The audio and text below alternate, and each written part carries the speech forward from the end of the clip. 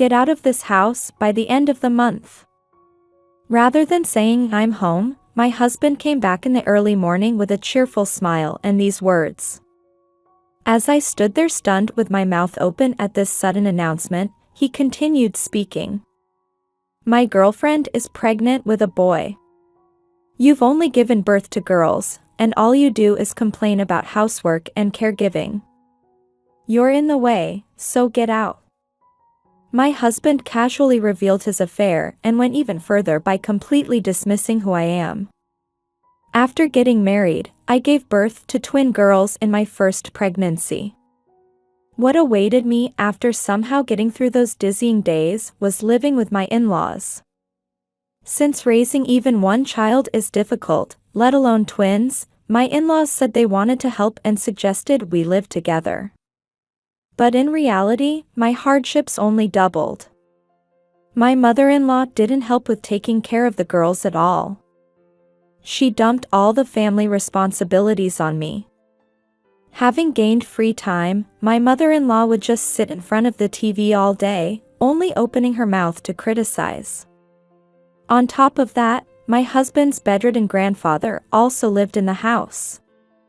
They said they would hire a caregiver, but in the end, they said it was too expensive and pushed that responsibility onto me as well.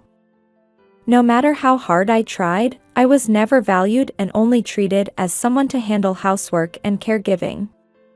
Still, I endured it because they were kind to my daughters as a father and grandparents. When I glared at my husband in anger, he returned a shallow smile. "Oh, right. The girls are in the way too, so take them with you. You didn't need to tell me that. I had no intention of leaving my daughters in a place like this." I slowly opened my mouth and smiled at my husband. "Agnes, Sage, Eddie. Breakfast is ready, get up." 7 a.m. This is how our family of 4 starts each day. My name is Naomi. Before marrying Eddie, I was completely devoted to my work, so much so that my colleagues said I was a workaholic who lived for my job. However, facing the reality of turning 30 soon, I felt pressured. So, thanks to a close colleague's arrangement, they hosted a party with 4 men and 4 women, including me and my colleague. While everyone else was engaged in lively conversation, I had very little to talk about since I had been so focused on work. I became completely isolated, and even those who had tried to include me at first quickly turned their attention to other women. At this point, I deeply regretted having devoted myself solely to work without seeing reality. During the party, I went to the bathroom for a break. With my colleague, I confided my worries about the situation. "Why is it so difficult? Just getting to the stage before romance develops." "Well, it's natural things aren't going smoothly since you've been focused only on work. You're still like a beginner when it comes to romance. I know you're trying to comfort me, but that's not comforting at all. I finally understand. It's embarrassing to be a novice at romance at this age because I've only focused on work. But I can't help it, I just don't know how. At work, I was known for being helpful and taking good care of my team members, but when it came to romance, I was completely lost. I couldn't understand myself and couldn't see the best way forward. Since I performed perfectly at work, I thought I could handle romance just as efficiently. However, seeing the results early in the party, I was beginning to feel defeated. You try too hard to handle everything efficiently. You should relax a bit and just be yourself, even if you don't know what you're doing. Though I didn't fully understand my colleague's advice, I decided to try interacting with the men again without hiding that I was inexperienced in romance. When my colleague told one of the men that I had been pretending to be experienced in romance, the conversation started flowing better than before. While I managed some conversation with the other men, I enjoyed talking with the man my colleague introduced me to the most, and he was the only one I exchanged contact information with after the party. That man was my husband, Eddie. After dating for a year, Eddie and I got married. Another year later, twins Agnes and Sage were born, and we became a family of 4. I wanted to continue working, but I wasn't skilled enough to balance unfamiliar child rearing with work, so I had no choice but to resign. There was another reason I had to quit my job. We were asked to live with Eddie's parents at their house. My grandfather is basically bedridden at my parents' house, and my parents are reaching their limit with caregiving. I want you to help with that too, Naomi. Please, they're important family. But that's so sudden. I'm already struggling with raising twins. Mom will be there, so it'll be fine. It won't be difficult. Please. You know I rarely ask for anything, right? So please think of this as one of my few requests. Indeed, since we started dating, I had rarely seen him ask for anything selfish from me or others. He would either solve everything himself or only rely on others when absolutely necessary. His personality of trying to handle everything alone was very similar to how I was when I was working, which was one of the things that made me feel connected to him. Seeing his desperate expression, I thought there must be something serious going on for Eddie to plead so earnestly. Giving in to his desperate request, I agreed to live with his parents and grandfather at their house. However, from then on, my days became a whirlwind. My day starts by waking up the girls to match Eddie's early work schedule and feeding them breakfast. Agnes and Sage. The twin girls are similar in many ways, even how they sleep, but Agnes is surprisingly better at waking up. She wakes up easily to my voice with an adult-like morning disposition and helps wake up Sage, who sleeps next to her. Thanks to this, I don't have to wake up Sage myself, and I can feed them breakfast together. Despite having worked early mornings for a long time, Eddie is terrible at waking up. Even when Agnes tries to wake him, he briefly opens his eyes, but then tries to pull her into bed to sleep together, so I end up having to wake him up. This happens every day. I make him set an alarm the night before, but somehow the alarm never rings at the set time, and I'm sure Eddie turns it off when he wakes up in the middle of the night. I even tried setting an alarm on my phone with a passcode, but he would just put pillows or blankets over the phone to block the sound, making it pointless. I don't know what to do about little Agnes being so good at waking up like an adult, while adult Eddie can't wake up like a child. I'm sure this is all because of his parents who live with us. You see, Eddie has 2 older sisters, and as the youngest of 3 siblings, he was spoiled by his parents growing up. While his parents pampered him, Eddie also entrusted most of his life choices to them. From my perspective, Eddie was like a puppet controlled by his parents. I had no intention of becoming their puppet. Though I thought this way, I later realized that agreeing to live with his parents at Eddie's request was my first mistake. One day, after sending Eddie to work and the girls to kindergarten, I returned home. While I was trying to clean up the dishes, an alarm went off from the grandfather's room. This alarm could mean various requests, changing diapers, meals, helping him turn over, but whatever the timing, I needed to respond immediately. If I couldn't step away and made him wait even a little, the pressure from his parents was intense. Naomi, why are you ignoring Father's alarm? How dare you neglect Father who can barely move? I'm sorry, but I really couldn't step away at that moment. No excuses. You'll only be recognized as Eddie's wife when you can handle all the housework, childcare, and caregiving. Don't forget that. When I first came here, I naively thought I would only need to take care of the girls and handle minimal housework, but in reality, I ended up doing everything in the house, and now I'm completely exhausted both mentally and physically. Not only is my mother-in-law harsh, but my father-in-law is too. As I interacted with him, I realized that my father-in-law held old-fashioned views and liked to impose them on others.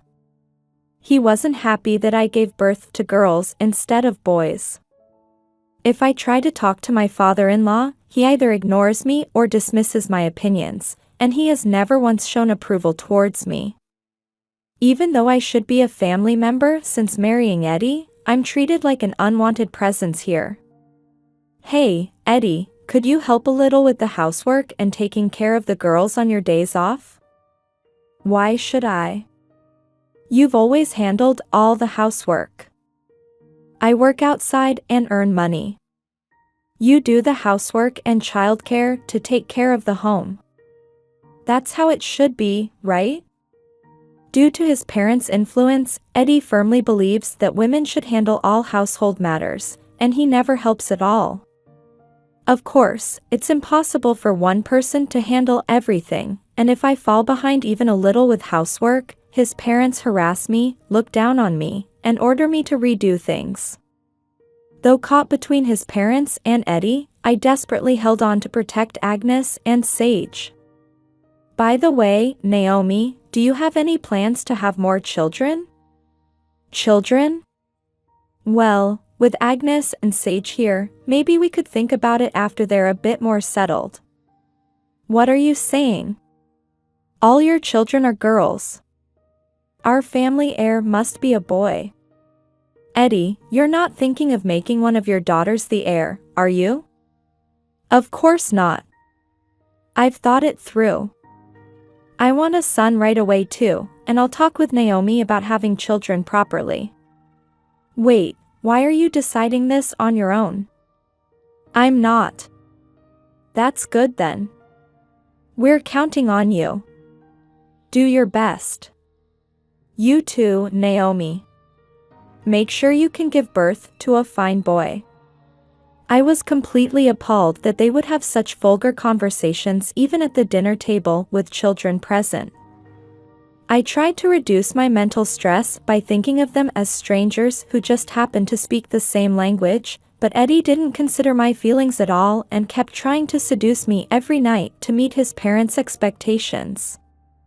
However, I absolutely refused his advances.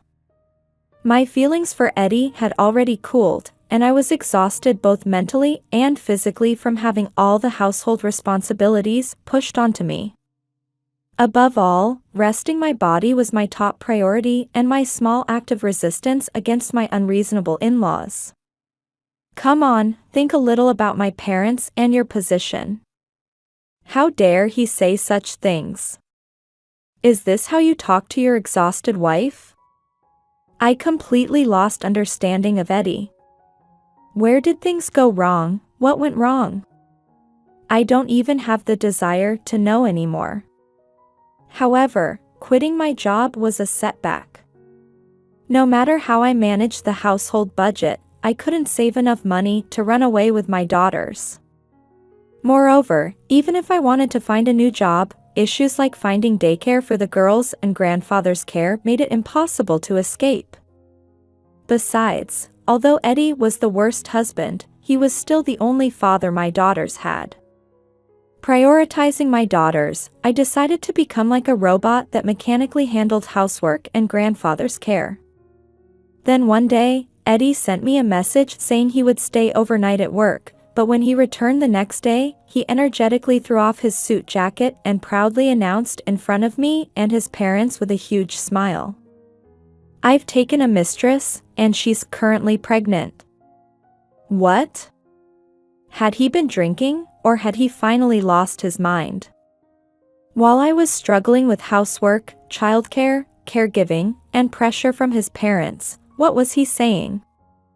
From now on, she'll be living with us in this house. Seeing Eddie's beaming smile and serious gaze as he looked at us, I realized this wasn't a joke. He was seriously saying such an absurd thing. We haven't even been married for 5 years. The girls are still young and need attention, yet he went out pretending to work and found another woman. And she's already pregnant. This is just too awful. While I was stunned with my mouth hanging open, I watched to see how his parents would react, but surprisingly, they didn't seem shocked. Instead, they stood up with bright smiles too. "She's pregnant. If you're coming to tell us this, could it be? Is it a boy? Is it a boy? We went for the checkup today, and it's a boy. Just like we discussed, a boy is being born." Apparently, he had already told his parents about potentially having a child with his mistress. It's crazy that they would approve of an affair just to have a boy. They continued their discussion as if I didn't exist, and it was decided that his mistress would live in this house. Well done. That's my son. To think you managed to get her pregnant with a boy. You've really done us proud. Now the family heir issue is solved. I knew you could do it. It's thanks to you both supporting me. Because of that, she felt secure enough to agree to live here with us. Watching their insane behavior, what little feeling I had left for my husband completely disappeared. While they celebrated, I returned to my room and started packing just the essentials, desperate to leave this house as soon as possible. "Mama, what's wrong? Are we going somewhere?" Agnes, Sage. "Yes, we're going out. We're not going to live in this house anymore, let's live just the three of us." I had Agnes and Sage pack their things too, though they didn't understand the situation. When I returned to the living room, they were still celebrating, completely ignoring my existence. As I tried to pass through the living room carrying luggage with Agnes and Sage, they finally seemed to notice my presence. "Where do you think you're going with all that luggage? In what position was this man who had an affair with a stranger and got her pregnant asking us such a question? Anywhere but this incomprehensible place would be fine." I had Agnes and Sage wait at the entrance. From the packed state of our carry-on suitcase, large backpack, and the children's cute little backpacks, even the insensitive Eddie seemed to realize what I was trying to do. "Well, you're quick to catch on. Saves me the trouble of bringing it up. In that case, this is probably what we need most right now." Saying this, he handed me divorce papers from the living room drawer with only his section already filled out. The preparation was almost too perfect. I wonder if he had prepared this even before marrying me. It's terrifying to think about.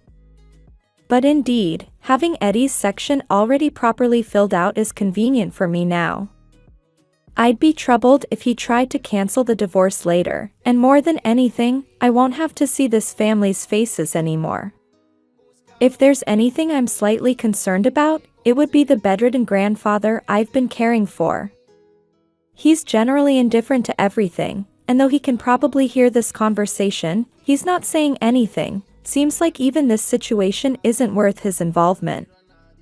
I took the completed divorce papers and left the in-laws' house with my daughters, leaving no regrets behind. If this was going to happen, I should never have gotten married. I'm even angry at my past self for attending that party. Unable to contain my anger, I caught a passing taxi and went to the city office, where I filled out the remaining sections in the waiting area. Though I knew it wasn't good to take out my anger on things or people, I couldn't control my anger and practically slammed the divorce papers down at the office window. And so, my divorce from Eddie was finalized, and I became a single mother of two. Though I left my in-laws' house and submitted the divorce papers in the heat of the moment, I have no regrets. However, finding a new home immediately isn't easy. In fact, there probably aren't many real estate agents who would rent to us in this situation. After thinking it through thoroughly, I decided to rely on my parents' home for the first time in 10 years. I hadn't been on good terms with my parents. We had become estranged after fighting about which university I should attend and which company I should work for. Moreover, my parents had been quite opposed to my marriage to Eddie. After leaving home almost like running away when they told me to reconsider, all contact had been limited to phone calls and emails. Every time I was treated poorly at my in-laws, the thought of returning home crossed my mind. However, I didn't want to admit that I lacked the ability to see Eddie's true nature and that my parents had been right. In the end, I was just using childcare and caregiving as excuses to avoid the awkwardness of facing my parents. In my current situation, I can't prioritize such pride. When I contacted them, my mother immediately told me to come back, and my father came to pick us up. Though I was prepared for harsh words, my parents were completely absorbed with Agnes and Sage, whom they hadn't seen in a long time. I'm so sorry for everything. You were right about everything, Dad and Mom. I bowed deeply in apology and explained everything that had happened. At first, my father frowned when looking at me, but he quickly directed his anger toward Eddie and his family. What? That's absolutely unforgivable. Such unreasonable behavior based on their selfish circumstances, I absolutely won't allow it. Using a child's gender as an excuse for an affair, and the parents even approved? They must be crazy. They spoke in unison, looking at me directly and clearly stating that I never needed to go back to that house. They said I could live here, find work, and raise Agnes and Sage. They promised to support me with all their might. I hadn't contacted them since starting work, then suddenly got in touch to tell them I was married with children, and now I've suddenly returned home divorced. Though I've been such an undutiful daughter, they didn't dismiss me but listened carefully to my story and got angry on my behalf. This reminded me once again of the importance of family. Dad, Mom, I'm sorry for everything, and thank you for helping me. When I finally calmed down, I realized I was hungry. Noticing this, my mother prepared soup for us. It was the standard pumpkin soup from my childhood home, and its familiar taste gave me a sense of security and gentle warmth. After that, knowing I couldn't rely on my parents forever, I started looking for work. Although I had been working intensely just 5 years ago, the reality was that my time as a full-time housewife created a significant gap in my employment history. However, I didn't give up and kept going to interviews persistently until I finally landed a job with a housekeeping service company. Though it was different from my previous work, I took the interview thinking I could use the skills I'd gained from housework and child rearing. It's a small company, but the president and other employees are cheerful and kind. Although Agnes and Sage will have to miss kindergarten for a while, which makes them feel lonely, they somehow seem to sense something as children do and spend time happily with my parents at home without complaining. As we were managing to live like this, 3 months passed. Then one day, Eddie suddenly came to see me. When I opened the door thinking it was a delivery, there stood Eddie, looking terribly worn down with his head lowered. With his face devoid of energy, he grabbed me forcefully as soon as he saw me and repeatedly begged for reconciliation. Please, Naomi. I was wrong. Won't you start over with me again? You're all I have now. Please, Naomi. His voice grew louder with each word, tears welling up in his eyes until large drops started falling. What's this about? Coming here and pushing yourself on me like this?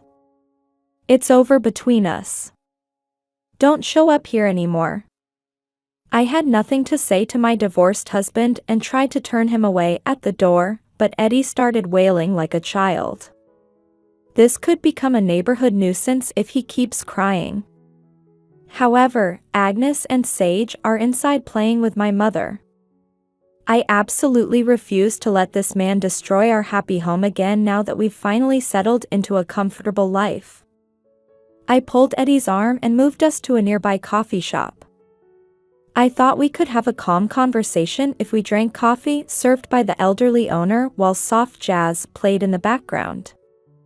After calming down with some coffee, Eddie answered my question about why he had come to see me in a matter-of-fact tone. The truth is, we as a family need you. Apparently, he hadn't told his mistress anything about his family or his grandfather's care. On top of that, he told her that since they were getting married, she should quit her job and handle all the housework, childcare, and grandfather's care after having the baby. However, since she hadn't been told anything beforehand, there was no way she would easily agree to this. As expected, she became furious and left.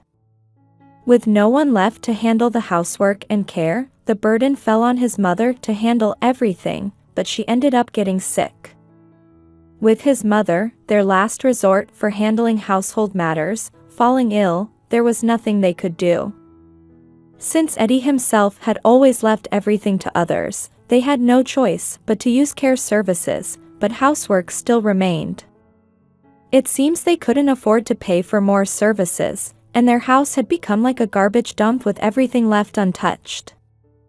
Arguments frequently broke out between his parents and Eddie about who was responsible for this situation. Sometimes these would even escalate into physical fights. However, they recently realized they couldn't afford to fight among themselves, and although it was a short period, they thought the best solution would be to reconcile with me since I had handled everything in the house. Well, of course, hearing such a story wouldn't make me get back together with him or return to that house to help with housework and care. I don't want to live with people who only think about themselves anymore. Please. Come back to me. If you come back now, I'll give you that house. My parents are getting old too. Who knows when they'll become unable to move and have to go into a facility. So what? What are you trying to say? So when the house rights transfer to me, I'll give them to you. Then you can do whatever you want with the house. How about that? It's not a bad deal, right? So please. Come back. Eddie bowed deeply, offering the house rights as a condition. I sighed, remembering what my mother had told me just the other day. Listen, Eddie will probably try to get back together with you. But don't agree no matter what he says. Whether he appeals to emotion or tries to use money, people don't change that quickly. Things might be good at first, but once you go back to him, he'll return to his old self. I hadn't expected Eddie to have any feelings left for me after praising his mistress so much, but to think he would try to use money. True, that house is quite impressive among the neighborhood houses, having been built long ago and renovated multiple times. The old me might have been tempted by the prospect of eventually getting that house. But according to Eddie, the transfer would only happen after his parents become unable to move. Moreover, there's no guarantee such a promise would be kept. I'd probably just be treated like a slave again regardless of what he says. The fact that he's presenting this as a benefit to me shows that Eddie still sees me as nothing more than a housework robot. This is ridiculous, there's no way I would agree to such a proposal. I don't want any slave contract marriage like that, and I don't want a house stained with such unpleasant memories. I won't cancel the divorce. All I want from you is compensation and child support. Don't come near us anymore. Why did he think he could hold me back with such a proposal? His shallow thinking is beyond frustrating, it's almost pitiful. But feeling pity doesn't mean I'll extend a helping hand. Rather than reaching out to Eddie, I'll focus on giving even more love to Agnes and Sage. Nothing I say will get through to him anymore, it's just a waste of time. After declaring this, I finished my coffee, paid only for my portion, and left the shop. After that, true to my word, I demanded compensation from both Eddie and his mistress. His mistress tried to escape by claiming she didn't know Eddie was married, but when Eddie himself provided evidence that she had known, she couldn't deny it anymore. I know Eddie doesn't have much money because he's using care services, but so what? If "I don't have money so I can't pay" became an acceptable excuse, it would mean whoever does wrong wins. I steadily proceeded with the legal procedures, following my lawyer's advice. About a year passed, and one day, Eddie appeared before me again. I had thought I never wanted to see his face again and had been handling all negotiations through my lawyer. Meeting Eddie for the first time in a year, he wasn't just worn down, his appearance was completely disheveled, and he didn't look like someone living a normal life. He looked even more miserable than the homeless people in the park. "Please. I'm begging you. Help me." With tears in his eyes, he rubbed his face against my clothes, pleading. Without me even asking, he started rambling about his personal circumstances. I wanted to leave, but Eddie's grip on my clothes was too strong to break free, and I was forced to listen to his story. Perhaps trying to evoke sympathy, his story was unnecessarily long. To summarize, he was unable to keep up with paying compensation and child support to both me and his mistress. Not only had his mistress left, but she was also demanding compensation for breaking their engagement and child support for their son. So what? It's your own fault. Instead of wasting time telling sad stories, work properly and pay the child support. Perhaps because he had been talking loudly, other people could hear his story. Noticing the whispers around us, Eddie's grip loosened. I took that opportunity to shake off his arm and turn my back. It's completely his own doing, and I don't care at all about him being asked for compensation and child support by his mistress. Of course, I have no intention of helping, and he can deal with that problem himself. You're really all I have left. My parents won't help anymore, and the pressure from her is so strong that I'm honestly at my wit's end. I don't know what to do anymore, please. Listen, seriously, enough already. I told you a year ago, didn't I? Don't come near us anymore. I don't want to see your face or hear your voice. Handle your own problems yourself. Don't say that. We once vowed to help each other and live together. Were those feelings a lie? Again, Eddie selfishly talks only about his own feelings. His self-centeredness made my anger rise. Who trampled on those feelings? Who didn't help me? I've had enough. Really, how many times are you going to disrupt our lives with your self-centeredness before you're satisfied? I'm at my limit. If this continues, I'll call the police. The police. The word police seemed to have an effect, as Eddie hunched his shoulders and started sniffling loudly on purpose. However, seeing a passerby taking photos of him with their smartphone, Eddie gave up and left. I decided to report this incident to my lawyer just in case. According to my lawyer, if he ignores the warning and approaches again, threatening to call the police should drive him away. I felt reassured having such a strong ally. Some time passed after that, and Agnes and Sage were able to return to kindergarten, so I no longer needed my parents to look after them. Although my parents were a bit disappointed about having less time with their grandchildren, Agnes and Sage are happy to be able to play with their friends again. I continue working at the housekeeping service company, but I'm completely used to it now and even have regular customers who specifically request me. I feel that I'm growing alongside my children's growth, and I'm enjoying fulfilling days, both at work and in my private life.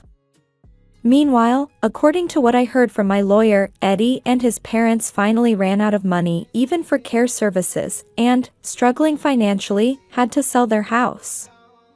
Although the old house didn't bring in as much money as they thought, they placed his grandfather in a facility, and now Eddie and his parents live together in a small apartment.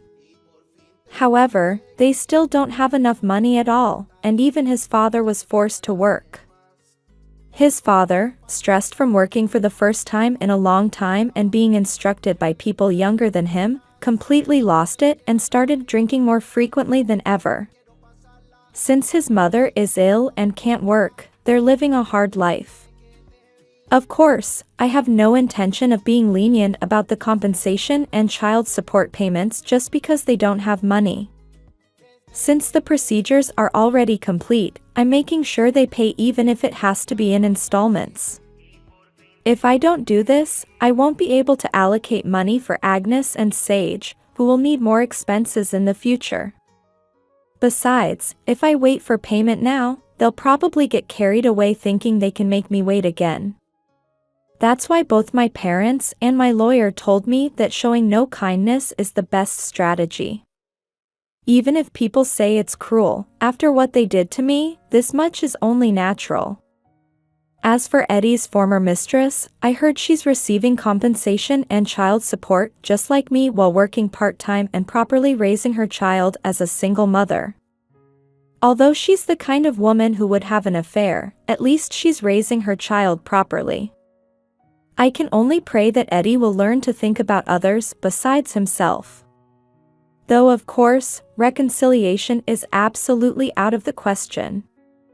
Agnes, Sage.